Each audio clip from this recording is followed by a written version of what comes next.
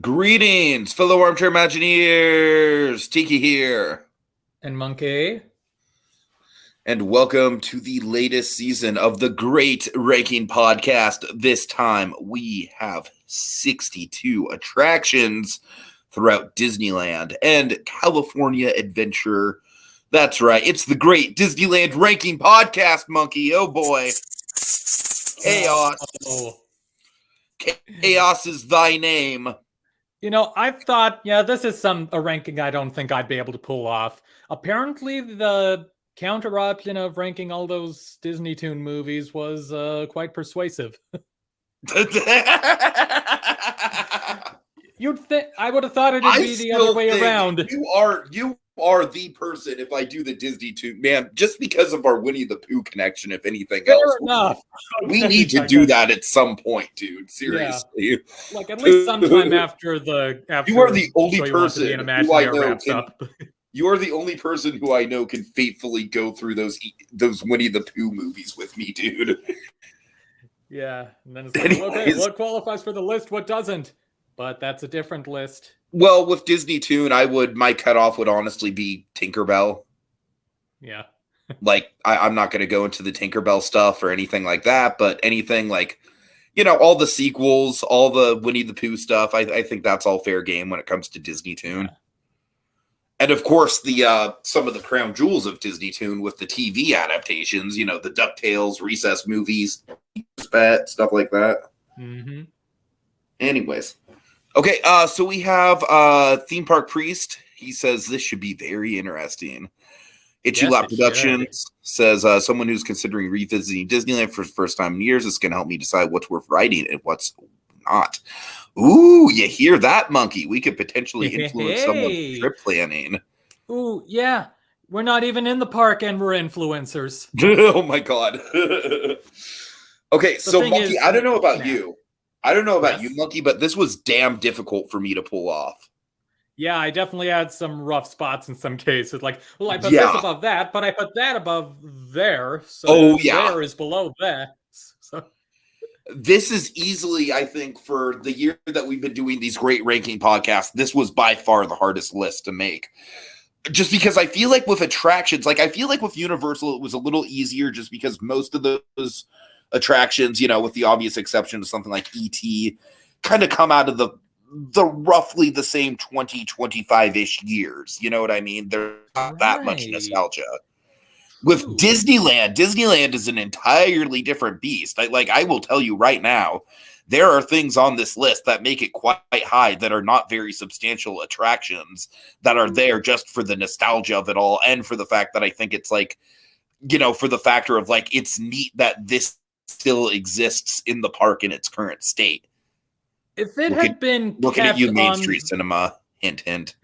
If it had been kept on the list we're using, how high would Snow White's Grotto have gotten? The Wishing Well. Oh, Monkey. Would that be number one? It wouldn't be number one. It would probably be in the top 20. Honestly, it's a nice wishing well area and statues. The nostalgia, Monkey. That wishing well is one of the big. That wishing well is still a magical spot for me when it comes to Disneyland. Anyways, I don't blame you. So let us just dive right into it, Monkey. Yeah. Should we acknowledge what we're not including on this list? Sure. Go ahead. Yeah, because I know we're not including Web Slingers, which you have not ridden. Emotional Whirlwind, which you've not ridden. Huh? I said a couple months for Web Slingers, yeah. Yeah. I love that as if you're not even going to do Emotional Whirlwind. So probably not, honestly. Yeah, so those two and the California edition of Mickey's PhilharMagic, which I don't believe you have done yet. Mm-hmm. And we're also, for consistency's sake, we don't seem to be including live shows. We're not including the holiday overlays of Small World and Guardians of the Galaxy. Just Haunted Mansion Holiday, just because I feel like Haunted Mansion Holiday is very much a distinct Disneyland thing. Yeah. So, all right. But it's worth, I might tone in at some points this is where that would have gone. So that's fair. If all of those had been on my list, like, say, it's probably safe to assume Emotional Whirlwind and the California Philharmagic would be in this tier, especially Right, Whirlwind. right. I'm generally a defender of Pixar here. Even I think Emotional Whirlwind is lame. All right. So with that in Anyway. mind, let's get into my number 62. You care to take a guess? I feel like I What's would my have had least a favorite guess. attraction? What's my least favorite attraction in the Disneyland Resort? I should know this. Yeah, you I should. would think. You should. Yeah, I mean, the jokey part of me wants to say Rise of the Resistance. Semi-serious part of me wants to say Matterhorn. Both of those are wildly off. And we don't have Laugh Floor on this coast. No. Okay. I'll just break the ice. It's going to be Jesse's Critter Carousel. For me, I feel like it is the most generic, useless thing in the entire resort. I don't know. I like the creature designs, I guess. I just like, you have a lot of nostalgia with King Arthur's Carousel. King Arthur's Carousel is going to be in this tier, but it's going to be higher. With this, I've always just felt like, I think the placement is a little weird because I feel like it's kind of just sort of tucked away when a carousel should be a little bit more prominent. And I don't know. I just feel like out of all the Pixar creations, this feels like one of the least inspired ones. Honestly, it's probably not fair just because I'm just not really like, I am a carousel guy in some respects. Like, you know me, when I went to the Santa Cruz Boardwalk, the big highlight for me was that damn carousel ring machine. But for me, this just doesn't do anything for me. I don't know. It's just when I think of everything at the Disneyland Resort, this is like the thing that I would absolutely be hard pressed to find myself actually wanting to take time out of the day to do. Fair. Okay. I certainly had a little fun putting the ranking title on that particular spot of the photo. I'm going to read some comments here. He says, you're not going to discuss the other Lion King show in Fantasyland? That shouldn't be in Fantasyland. I actually have never seen either iteration of that and show. The Lion King show shouldn't be in Fantasyland. I've heard good things about that show, though. I probably will see it. I understand what that reference is about the Lion King show and shouldn't be in Fantasyland. Right. I get that reference. But I never got around to seeing any form of it. Theme Park Priest, I've pretty much come to terms with the fact that I will never get to Sandusky, Ohio, if not for like the help of others, because the airport trip is just too bad. Like, I need to, if I ever were to do Sandusky, Ohio, I would have to actually meet up with someone who had a car. So anyways, no one has cars in Ohio. Itchy Lot says, I got the skunk snitches. Now who wants a churro? Okay, Monkey, what's your 62? All right, well, my 62 is sadly not the... Why am I saying sadly? It's a good thing that it's not Weird Al's TV station, because that means it's good for him. He's higher than 62. But anyway, my actual 62, you thought your list had some hot takes. I think I'm starting mine with one. Okay. Let's end the prologue. My 62, I'm giving to Tom Sawyer's Island. Ooh! Oh, fuck me. That is spicy. I've mentioned more than once on this channel. It's not really that more high up for me, but go ahead. Yeah, like I've said more than once on this channel, like I have more nostalgia for the DCA tractor than Tom Sawyer's Island. I mean, now of course, you got some positives there. Like you got the bridges are neat. You get a nice view of the Splash Mountain runoff, turnaround thing. I guess for me at least, and I also don't have quite as much. I haven't kept track of what is and isn't available on there nowadays. Like if the Dead Man's Grotto ever reopened. Sure. But yeah, I think for me, what it is that it's like, it's not a ride. And also it's like out of the way. You have to take the raft to get there and not a ton to do. I get a feeling that you're going to take it more as a nice out of the way place, which I respect. That's I mean, where I wound up it's going not my on list. this tier, but it's on the next tier, so it's like I'm not that Exactly. far off from you.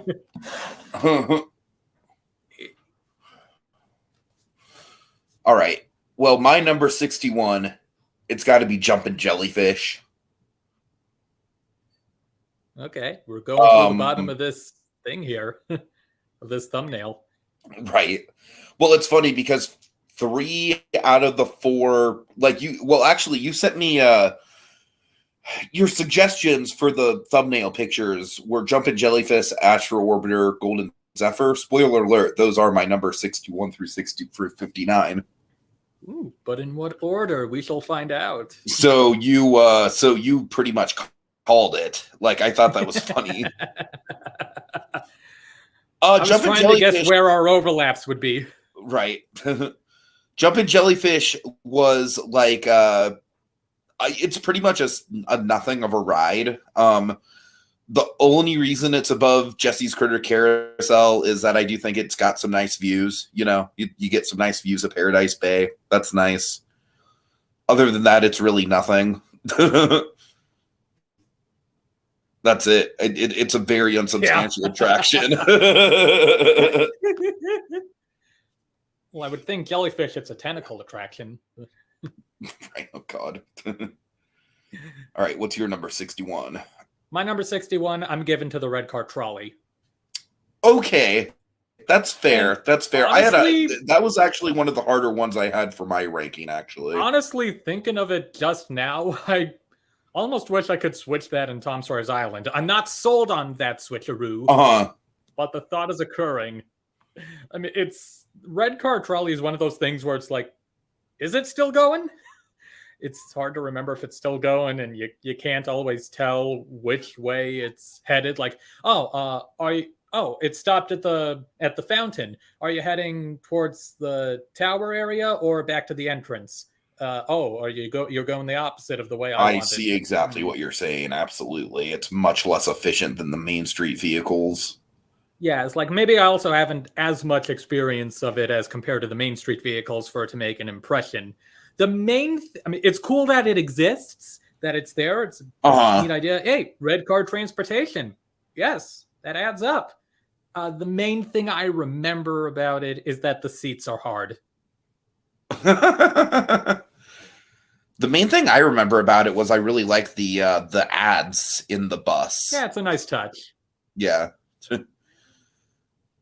All right. Well, I mean, I'm not too far off with that. I had a hard time ranking it just because it's one of those things where it's like I consider that and like the Main Street vehicles to be almost like atmospheric stuff that you wouldn't find in your average theme park. So I do try and give that kind of stuff a little bit more credit.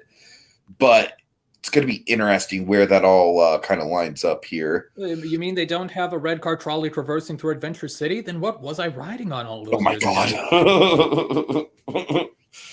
Okay, my number 60, first Disneyland attraction. Care to take a guess? Pickle stand? No. Okay. What? It's the Astro Orbiter, baby. Right. I forgot one of those 3 things was a Disneyland thing. I hate this thing, man. I really do. I vehemently the thing is, I do think that it is a better attraction than Jumping Jellyfish or Jesse's Critter Carousel just because it's got some history to it. It's a more fun ride than either of those two, I think. You can get some good views, but fuck me, that placement. Yeah. That placement for me is like the main reason why it's as low as it is. I still think it would be in this tier if it was like, in the style of the Astro Orbiter, or if it was above the People Mover station or something. But it would be higher, because I don't know. The bottleneck that this creates within that Tomorrowland entrance, is just kind of unforgivable for me. And that's honestly a lot of where I was doing my rankings at Disney World as well. Like Magic Carpets of Aladdin ended up very low for the same reason. Right. All right. I feel like that was really harsh. It's like we're on the low end of the list or something. I know, right? Okay. And I keep forgetting to change the numbers over, so I'm sorry about that, folks. Number 60, Monkey. What's your number? 60. Yeah. Yes, my 60 is the Main Street vehicles. Oh, that hurts. I have stuff to say about the Main Street vehicles. It is in my next tier. I will get to it when I get to that. Okay. Yeah. Go ahead. Go ahead. No, I feel because there's such a, how to put it? Like, because there's such a, I mean, I am trying to get the words. I should have put this note down in there. But yeah, I guess just how small it is as an attraction they are compared to, say, the more built-in stuff. It's like it's a mode of transportation. It's a nice mode of transportation. It's lovely to ride one of them and just plow through the crowds, get into Main Street, take that off your. Yeah, you don't have to walk through all of that. Thank you, driver. Yeah, I guess. Yeah, because I guess because it's not as okay. That sounds like a rude way to put it. Like it's not as big of an attraction. No, I mean I get what you're saying. It's not really that substantial, Yeah, it's, I don't want to say it's I want to say stuff. I'm just going to save it for when we get to it on my list. Yeah, I'd say it's less of a set dressing than the red car is. Ooh, that I disagree with. That I very much. Well, I mean, in the case of where I mean it as a compliment, and like, yeah, it feels more like an actual attraction. Oh, okay, but I'm just saying, like, I feel like they add atmospherically, they add a lot to Main Street, and that's going to be one of my big arguments for them. But yeah, so so I guess it's like, yeah, nice and functional. I guess there's stuff I consider cooler. Okay, that's totally fair. That phrasing is not. You're not going to like that when we get to some of the other stuff I have ranked above. Park Priest says, "Yeah, I don't think I would ride the Main Street vehicles unless I had multiple days in the parks." Tune in for part 2, folks. I will give a good argument for why the Main Street vehicles at Disneyland are a solid attraction. There might also be a question of like, well, okay, is there a vehicle here at this end of the street where I am? Like that Sure. But like I said, Monkey, my list is more kind of like I'm trying to look at it from the broad spectrum of like historical context mixed with functionality, mixed with like how actually fun it is to ride the attraction. And for me, with the Main Street vehicles, the one thing I will say on it is, my God, they have a lot of kinetic energy. Like the kinetic energy they add to Disneyland's Main Street in particular is really something I value, and that's all I'll say for that. A cool method of judging your rankings. What? Sounds like a cool method for compiling your rankings. Well, thank you. All right, so my number 59. This is just probably another one where I really have next to nothing to really say about it. It's the Golden Zephyr. Like, I mean, it's a cool attraction. I appreciate it aesthetically. I think it's kind of fun that you have to take an elevator to get up to it. First of all, it's never. No. I think the elevator is only for handicapped people. Oh, okay. Well, whatever. Sorry. I mean, that's fine. I remember like back in the day, it was just the common way to get up there, but that's fine. I don't really care either way. All I know is that it's literally just rocket ships that spin around in circles, and so. I mean, if it was an elevator, this would have been your number 2. Right. I mean, on top of the fact that I feel like this is probably the least reliable ride in the entire resort as far as operations go, to the point where I'm actually I'm kind of surprised that they haven't taken it out by now, honestly, just based on that factor. It is what it is, right? Like, once again, it's like you get some good views of Paradise Bay. That's about it. It's kind of a nice feeling to have the wind in your face. I will admit, it's a pretty pleasant flat ride, but I will say that I think Silly Symphony Swings is not in this tier. It is in the next tier, and I think that attraction does the whole atmospheric flat ride thing a lot better. So yeah, they give you drugs on that one. That. All right. Your number 59? My 59, I feel like this one is going to be much lower than on my list than yours. Main Street Cinema. Oh, yeah. I mean, I already told you, Main Street Cinema is way higher for me than it should be, but that's mostly just because of, like, the nostalgia mixed with just the fact of, like, this kind of stuff is hardly at any theme parks anymore. Yeah. Like, it's, yeah, I mean, it's just so low mainly because, well, for one thing, because it's being included on this list and it's not a major attraction. It's a pocket where you can watch cartoons. On the bright side, it's a pocket where you can watch cartoons. This isn't even like that Nickelodeon store that used to be at Universal Hollywood, where it's like, yes, there was like at least one occasion where it's like, okay, not doing much. I'll stand in that Nickelodeon store and watch whatever SpongeBob episodes they're playing on the TVs in there. Now, this is a dedicated space for that.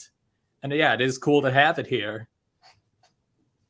For me, the most I'll say about it until we get to it on my list is that I think it is absolutely one of the biggest relics of old school Walt era design philosophy when it comes to Disneyland, and that's why I love it so much. Yeah, it's very much an example of something that doesn't have to be there, but he put it there anyways. Yeah, and as a personal bonus I hadn't even considered, it's like, it's got ties to Broadway history thanks to Steamboat Willie and them mentioning the theater it was in. Mm-hmm. For sure. Yeah. Okay. That about it? Yeah. Okay, you ready to go on another mediocre DCA flat ride, Monkey? Probably. Care to guess? Let's see. Something that's mediocre, a flat ride. I'll give you a hint. It's not in the Paradise Pier area. Oh, well, that makes it a little more difficult. Let's see. Luigi? Yep. Look, so, Tiki, there's one thing I have to correct you when you're talking about this Luigi ride. It's okay. Mama Luigi to you. Oh my god. Couldn't resist. Sorry.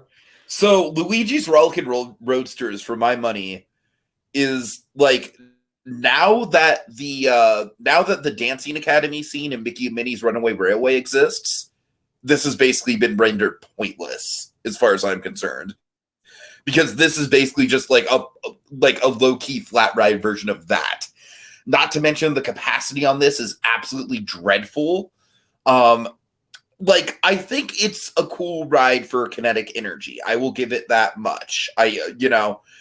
Although I do think that Mater's Junkyard Jamboree is more kinetic within the actual land itself, and that's why I have that a lot higher than this one.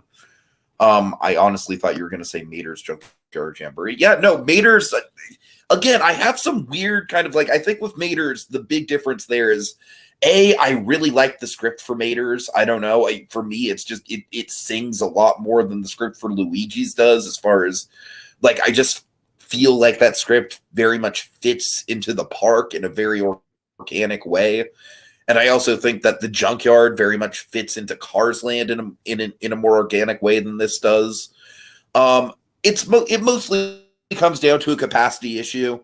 And like I said, also the fact that we basically have this exact attraction in the framework of a larger attraction at the same resort. So it kind of feels pointless at this point. That's all I'll say for that for now.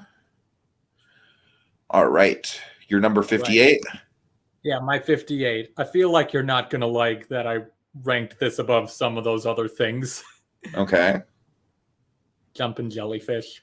Yeah, you're right. I don't. It's all good. It's whatever. I mean, it's look, in your defense, at least, it is a more substantial attraction than something like, the Main Street Vehicles or the cinema. I'll give it that. And I may have a touch of childhood nostalgia for it. That's totally fair. Yeah. Yeah, I love those purple jellyfish covers. Love those. It's a ride I want to like more. The main issue for me, I think, is that the speed is kind of weird. Like, sort of, this is the speed we're going with, sort of slowish. It's at an odd. Well, I already said speed multiple times, so yeah, maybe it's the weird blend of trying to be of the speed it has with the scenicness it's trying to be. Right.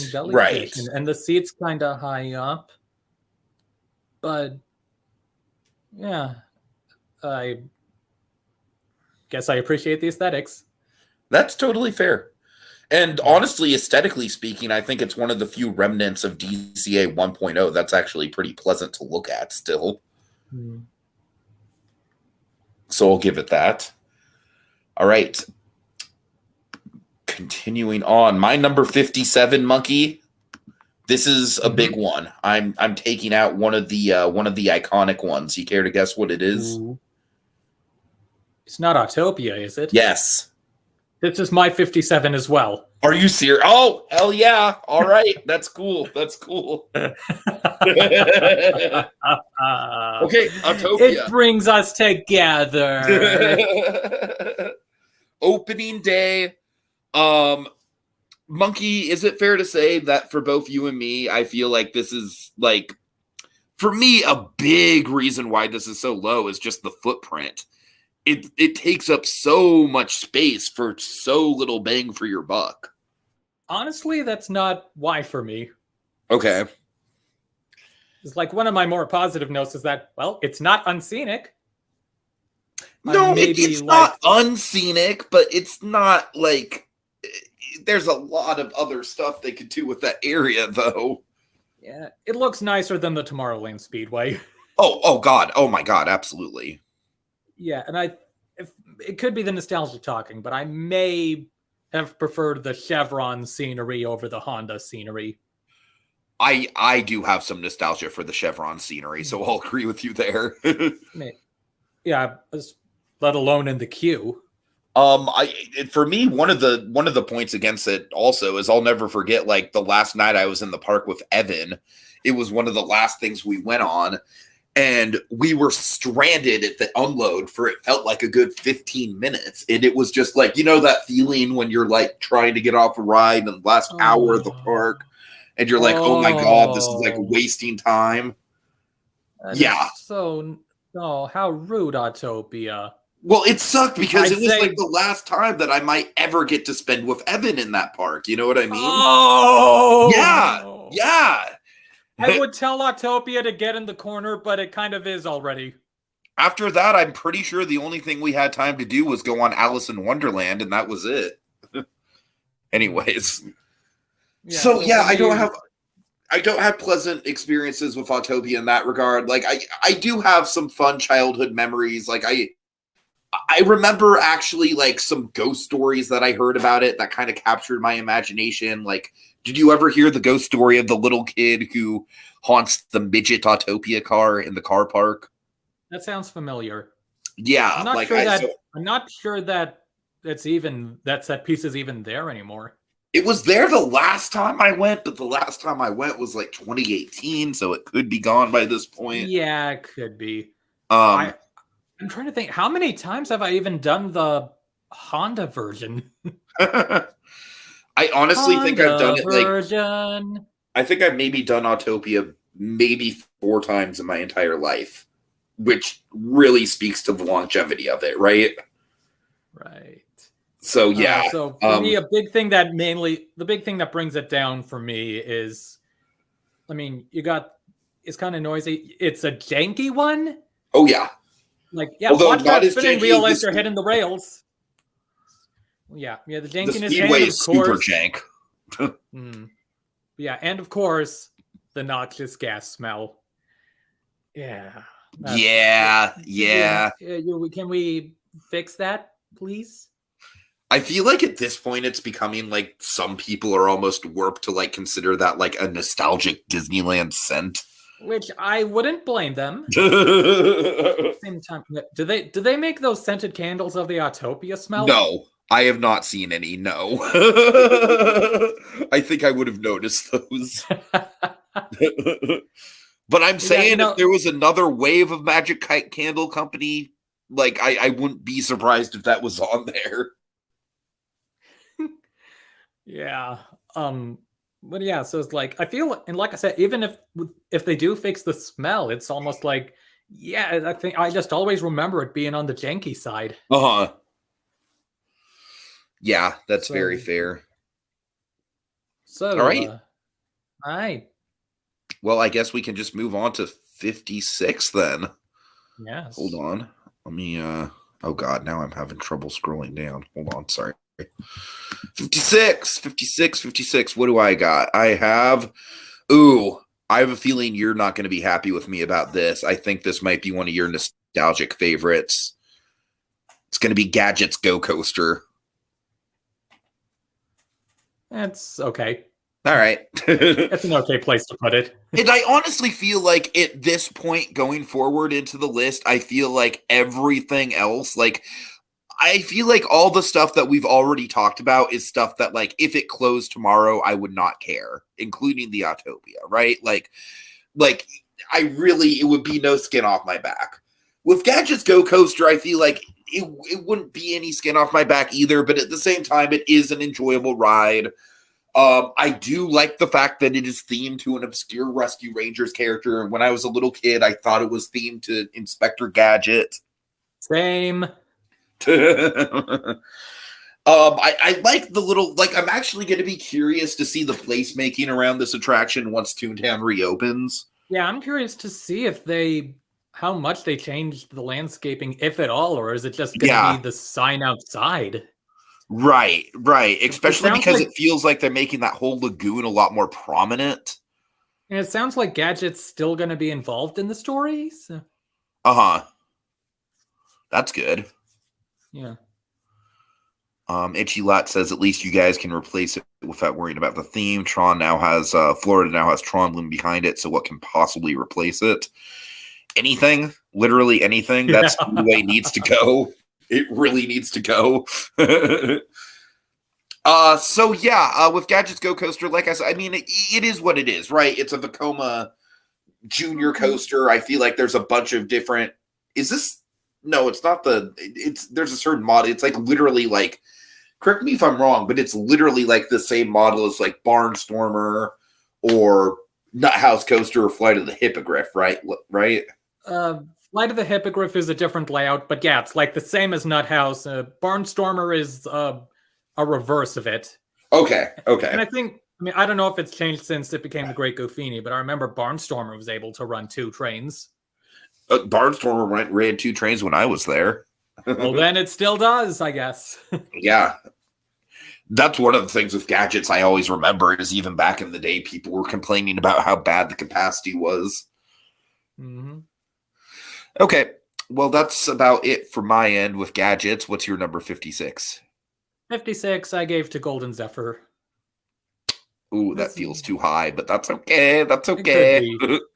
Yeah, this is one where it's like, oh, we couldn't have done this list until after I get back to DCA to give it another go. Right. This one, it's a bit more of a rare ride for me. Like you mentioned, there's, as you mentioned, like wind sometimes has something to say about that. I feel maybe it fills its goal better than Jumpin' Jellyfish does. Like how, we're going around and getting scenic views of the lagoon. We're doing that. Sure. And we're accomplishing that. It might be sort of weird to not have doors on the sides of the thing, which I admit, as many rows as there are, might make doors less practical. But yeah, it is a one where like, oh God, am I going to fall out? Right. So, I actually do remember the anxiety about that the last time I went on it. Now that you mention it, yeah, it is legitimately kind of like gasoline, a low key through. And we may as well ask, why aren't the Zephyrs golden? Because they're reflections of the sun, monkey. Duh. Is that really it? Yes. I did not know that. That's actually it. Yeah. That's especially with the Sun Wheel, with the Sun Wheel theme from back in the day. Lazy. Yeah. But yes, that is, if you look at the Imagineering handbook, that's literally what it says. Wow. I mean, you get that reflective wrap on the monorail now. Even if you don't know it's going to cause a rainbow, it still looks nice. Right. And I guess if you see the rainbow reflection, oh, neat, little bonus. That's a cool thing. The Golden Zephyr. That's are we that? That's esoteric. All right. Well, I feel like we kind of sent Monkey a little bit of an existential crisis there. Let's move on. Number 55. Monkey, this is another one of your childhood favorites, and just to give you a hint, it is the cousin attraction to one of my least favorite Disney World attractions. What do you think it is?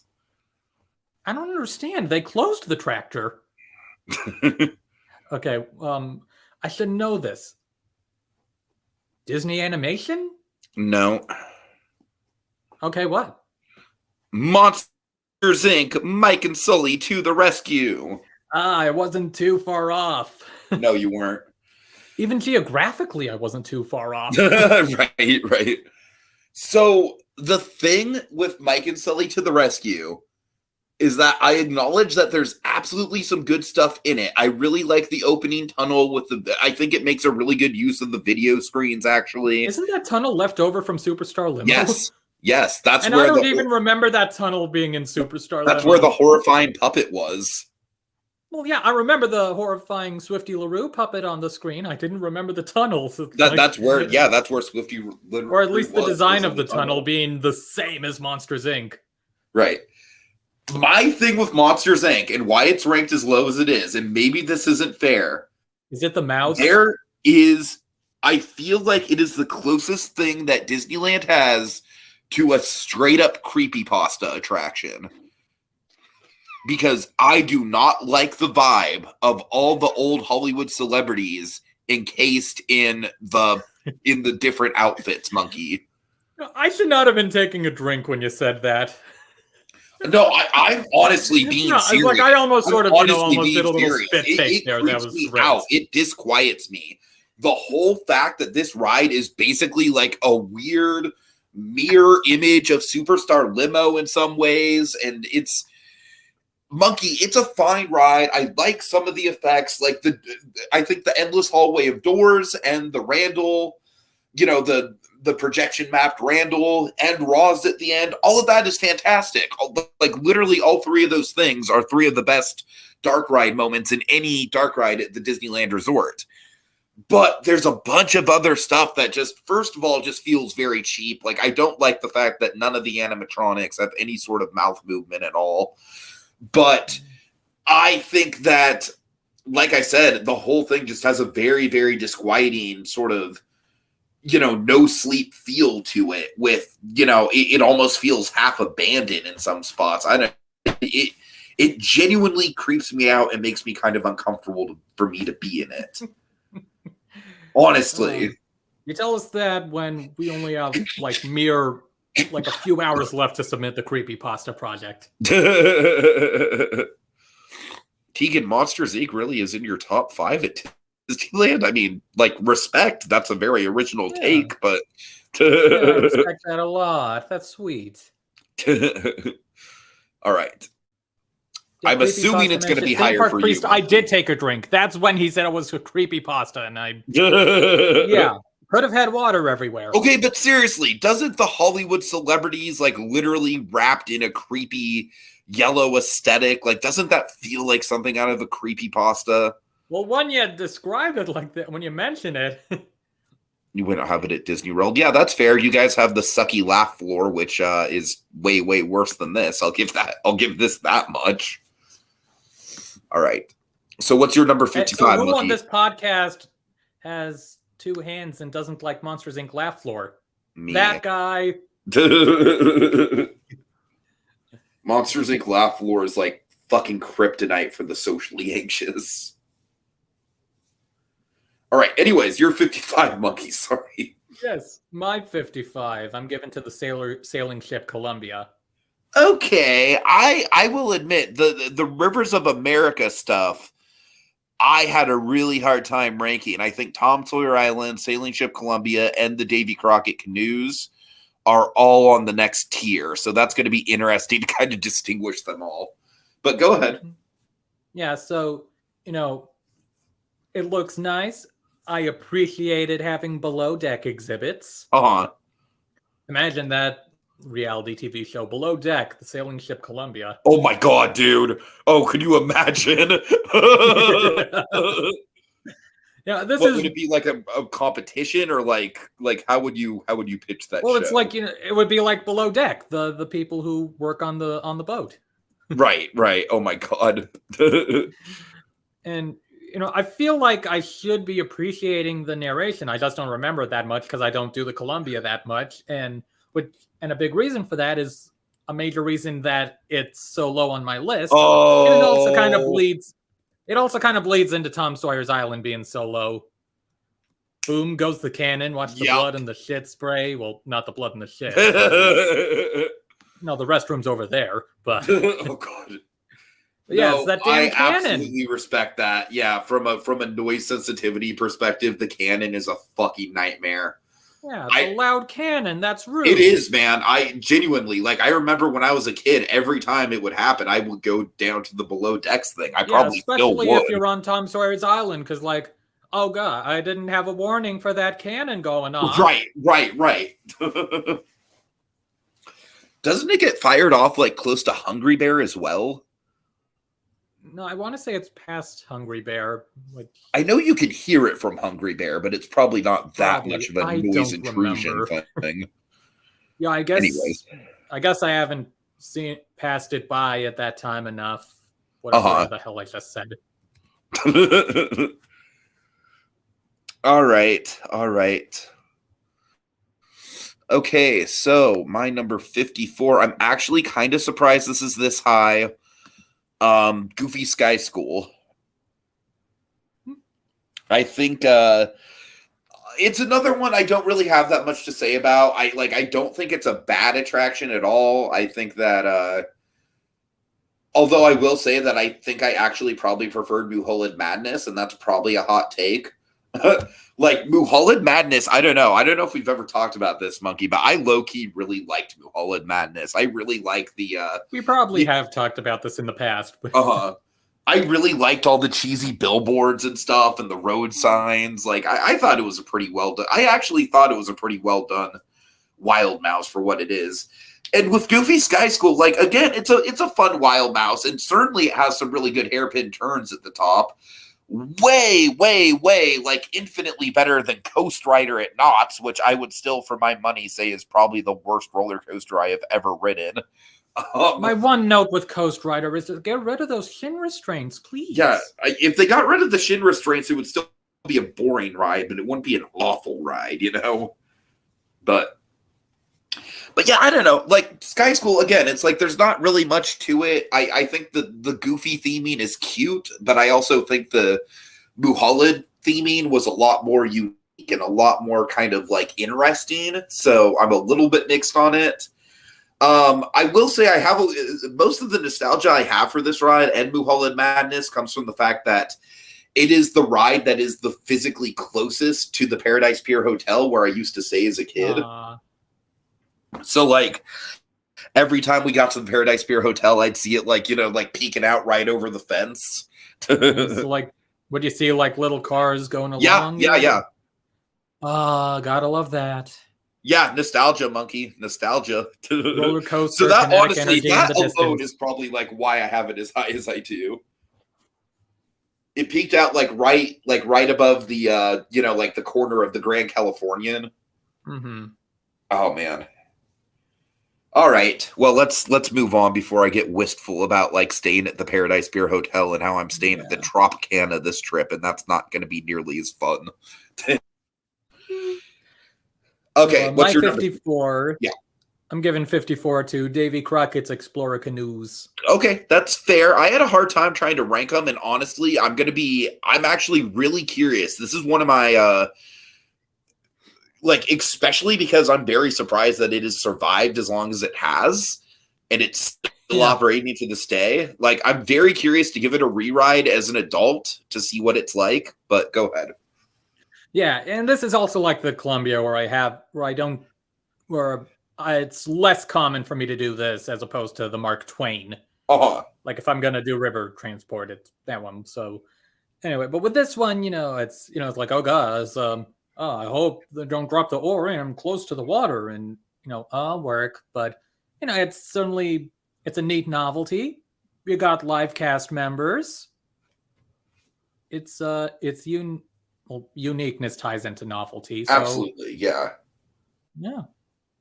It's the canoes. It's another thing, like kind of like that fits into that Walt design philosophy that I was talking about, where it's like, I don't know. I'm genuinely kind of surprised that they still run it, because it feels like a very cumbersome attraction to run. Yeah, I think the reason I put it above the Columbia is because it doesn't have the cannon. That's totally fair. And out of all the ways to see the rivers of America, it's certainly the most unique. Oh, absolutely. So, yeah.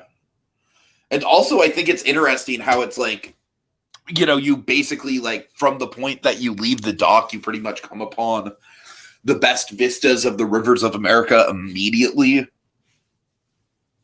Yeah, it's like, I always forget that, oh, right, the station is after the splash run out turnaround. Right. It's really weird like that. Yeah.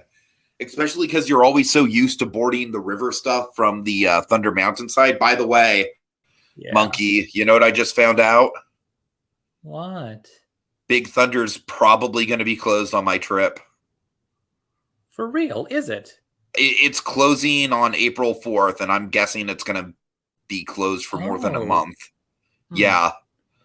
Yeah, I mean, I just hope to God that Indy's open, because Big Thunder is like my grandma's second favorite ride at Disneyland. So it's like, and it's in close proximity to Indy as well, Right. Yeah. So if both Indy and Big Thunder are closed, that's going to be a major bummer. Yeah, I'm kind of not surprised. Like I said here before, last time I was there, Big Thunder was closed pretty much for me, and it wasn't under refurbishment that day. Ooh, yeah. I think Big Thunder was closed the last time I went with Jacob too, honestly. I don't remember. Anyways, number 53. I'm saying it like chills now. Okay, it's the bakery tour, Monkey. I didn't know where the hell to put this. I honestly didn't. I really didn't. I honestly, you and I have had this discussion before where it's like, I feel like the bakery tour is a slightly more substantial attraction than the Mission Tortilla Factory used to be. But at the same time, I think I prefer the Mission Tortilla Factory because I feel like there's a little less social awkwardness involved. And also, I like tortillas more than I like the sourdough bread samples. Honestly, I think I'd argue tortilla was more of a full-on attraction. Would you? Yeah. I don't know. I really like the kinetic energy of the Tortilla Factory. I miss it. Well, yeah, that was lovely. Uh-huh. I'm talking like with all the lead up to it. Oh, with the one film? Yeah, well, right. Well, yeah, the film and then the little Pepper's Ghost dioramas. Tegan is not happy. Tegan says, "You put the bakery tour above Monsters, Inc.?" Tegan, the bakery tour doesn't give me night terrors, all right? That's what it comes down to. Instead of giving you night terrors, it gives you bread. Yes, exactly. And Colin Mockery. Yeah. I mean, who can deny Colin Mockery? Well, the remaining 2/3 of the bakery tour can these days. Imagine, so I'm just picturing, like I just said about those little dioramas in the tortilla factory with the little Pepper's Ghosty things. Just because of that, it's that type of technology. Imagine if you had the same little sets, but it was the dancers from Supercharged. Oh, God. Oh, my God. I apologize. All right. But yeah, I don't know. I think the bakery tour is an enigma, and more than likely it is not going to be around much longer because of the San Francisco thing. So Yeah, I'm curious to see what happens with that. I don't think they've confirmed one way or another. I mean, my guess would be that that's where the Baymax meet and greet is going. I think the Baymax meet and greet is it looks like it might be closer to the Cars Land entrance. Okay. Ooh, Maybe like where that beer truck clog is. up the Cars Land entrance. All right. Tegan says bakery tour is cool and unique, and honestly, I'm glad it is still around. And yeah, that's the thing. It's like, again, with the Walt design philosophy, I feel like the bakery tour and the Mission Tortilla Factory were like two of the only attractions in the original DCA that really adhered to the Walt Disney design philosophy of like, just because you don't need it doesn't mean it doesn't enhance it. I mean, if we want to keep it in with Big Hero 6 theming, come for the bread, come for the free bread, stay for the education about menstruation. No, I mean, honestly, they really could keep it into the tie it into Big Hero 6 pretty easily, because like San Francisco is half San Francisco, and San Francisco is very well known for the sourdough bread. So, anyways. Bodine Hero 6. Bodine, oh God. Okay. You're number 53. My 53, King Arthur Carousel. That's my number 52, Monkey. Oh. Yeah. So it's, it's a carousel. It's a nice carousel. It's got some nice music, and the lights are nice at night, and I like the view you get, going around and seeing like that section of Fantasyland, like the dark ride entrances, sure, Dumbo and whatnot. Yeah, for views, me, there's a few things that really elevate this for me above like Jesse's Critter Carousel. Placement is the big thing, like you said. I feel like it's just like an iconic Disneyland fixture. Like, even down to that damn Disneyland Fun video, Monkey, that was basically the start of my childhood, Mickey and Minnie walking through the castle to get to that carousel. So very much symbolically, I feel like the carousel has been with me literally my entire Disney life. But, I mean, obviously you got the Sword in the Stone right out front. That's a big fixture of it, although I really miss the Sword in the Stone ceremony. I have a lot of nostalgia for that. But, and yeah, like you said, the lighting is great. Like that whole area at night is just freaking wonderful. Monkey, you know me. What is my favorite sightline in Fantasyland at night? Matterhorn? I'm testing you. Peter Pan rooftops? No. Castle? Which castle? Storybookland? The Storybook Land Castle. Figures. Specifically the Storybook Land Castle on top of the hill. Like, as opposed to the Storybook Land Castle on top of the duck. Yes. Yeah, I don't know. For some reason, like going around and, you can see Monstro, you can see the entire courtyard, you can see the Cinderella Castle on the hill. It's magical. It really is. All right. Okay. So that was your 52. Shall we get to my 52? If I end up going to Disneyland, I know I want to be able to ride Jingles. Maybe I'll get to pull the sword from the stone. Don't count on that, Itchy Lot. Yeah, don't count on the sword from the stone, but best of luck to you with Jingles. Yeah.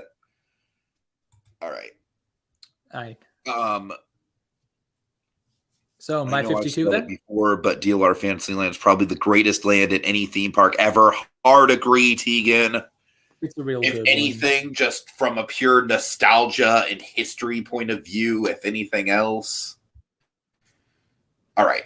So I guess we'll just so that was your number 53, and that was also my number 52. So what is your number 52? My 52, Redwood Creek Challenge Trail. Okay, wow. I'm actually surprised it's not higher for you because I know you have a lot of nostalgia for it. Yeah. All right. Yeah, like it does have more nostalgia for me than Tom Sawyer. Maybe I like the theme atmosphere better than Sawyer, and it's not available only by raft. That's fair. It's a nice place to walk around. It has those rope things to climb and walk around on, those rope paths. Even as an adult, those things are fun. Yeah, like I'm actually planning to make time for that when I make it back to DCA. Nice. So yeah, it's a shame I can't do the zipline swing thing anymore. uh Um, Sorry, my dad just got home and he's having a very enthusiastic conversation. So I apologize if you hear oh, anything in the background. Um, rock walls, Tiki, rock walls. yeah, Yes, those are nice Tegan. too. You know And the what, Spirit Tegan? Cave was I can fun. actually do those rock walls. Like I'm like Roger Rabbit at the end of that one Disneyland fun song on the Autopia. Now that's a rock wall. That's just my spade. All right. Itchy Lot says, "Gone." Or It was here, so it's got to be on, huh, jerk? I mean, it was here. And that's the game. Neither of you won, so you'll both be sold out for medical experiments. Oh God, good times. Yeah. Good times. Number 52 for me is going to be. Well, I already said it was King Arthur's Carousel. Right. Oh boy, 51 Monkey. It's a big one for you, I think. I honestly. This is a big one for you. I know it's a nostalgic favorite of yours, and it's very much one of those things that when we go to the park, we kind of have a little bit of a disagreement on it because you always want to do it, and I usually don't. Why am I blanking on what it is? Well, allow me to pull out one of your favorite quotes to emphasize it. They had to close the Buzz Lightyear. Yeah, Buzz Lightyear's Astro Blasters just still doesn't do anything for me. Like it's a fun ride. I don't know. It is probably lower for me now than however many years ago. Right. Like it's obviously a more high profile ride than anything else that we've talked about besides maybe Monsters Inc. But I mean, I feel like with the interactive elements, it supersedes Monsters Inc. for sure. Mm-hmm. I guess with me, I've never been good at it, right? So that's part of the reason why I just don't really find it all that appealing. It never has had that much of a Tomorrowland vibe, and I also feel like its presence, like it's one of those things where it's just popular enough that Disney doesn't really want to do anything with it, but its presence is almost kind of like a stranglehold on a more thematically consistent Tomorrowland, if that makes sense. So I don't like it in that regard. Obviously, I do think I like it better than the attraction in Florida just because of the blasters that you can actually lift up. That's a significant improvement. There are a couple cool scenes like the speed tunnel and the Zurg room. Overall, though, this is really like the Buzz Lightyear rides, both of them for me, are like the Disney dark rides where no matter how many times I go on them, the scenes and the order of scenes just blend together for me, man. There's just not a lot of memorability to the actual scene-by-scene setups. And obviously, I think Men in Black is like a far, far superior ride to this. So, yeah, that's my take with Buzz. Yes, that is. Tegan says, here's the thing with Buzz. The rides it replaced were better on both coasts. Well, I don't know about Disneyland, Tegan, honestly, because it replaced Rocket Rods, which, like, Rocket Rods is a straight-up war criminal when it comes to Disneyland history. We do not talk about Rocket Rods. And also the Circle Vision. No. But absolutely with Florida, yes. Let's see. Itchy Lot says, Delta welcomes you back to your dream flight, the fantasy flight of your life. Yeah, absolutely. I mean, Delta Dream Flight and all the, like, the If You Had Wings, all that stuff, that I would definitely prefer if that was still there over Buzz Lightyear in Florida, just because I feel like it has a very Floridian vibe. But, all right. I might not entirely agree on that front, but it's like we have different lists or something. All right, so what is out, Monkey? What do you got? What's your All right, last my one? Number 51, 51. I'm given to Astro Orbiter. Okay, good. I'm glad it's on your 10 or bottom 12 at least. Yeah. It's Because the placement really it's is a mess. right. Yeah, it's like it's one I don't go on much because the line is too long. Yeah. And yeah, you have that weird tilt when the ride isn't in motion, like the way the Right, rockets are right. positioned. Yeah. That's odd. But the view's appreciated. I will say Rats. this much for Astro Orbiter. It is a good ride to hop on towards the end of the night if there's no line. Just because, you got that nice view of the castle at night and, like in Space Mountain in the distance and stuff like that. It is very much a nighttime ride for me, if anything else.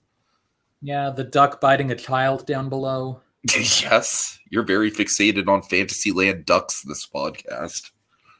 I don't know why. All right. Well, Monkey, I think this is the start of a really interesting journey, my friend. I think it's going to be like I can already tell you, looking at some of the stuff on my next list, it is just going to be ups and downs, and oh man, it's going to be crazy. I'm really looking forward to this. I think this is going to be a lot of fun. Yeah, looks like we'll certainly have some fun with some of my rankings in the next tier. Mm-hmm. And I like how different both our lists are already. Right, Tegan says the Tomorrowland spinner category is one rare example of WDW being greater than Disneyland. Absolutely, yeah. Okay, well, I would like to thank Tegan, Theme Park Productions, and Theme Park Productions. I'm sorry, guys. I'm crossing my wires here. I'd like to thank Tegan Pilots of Chicken, Itchy Lot Productions, and Theme Park Priest for joining us on this wild journey. We're going to have the So You Want to Be an Imagineer results show coming up tomorrow. And then Friday, Dragon and Jacob Weil go back into the Phineas and Ferb Recapitator for another spin. So check all that out. Have a good night, everyone. Thanks for coming on, Monkey. You're welcome. Thanks for having me. Indeed. So who wants to go on Buzz Lightyear? We have to go see Buzz Lightyear.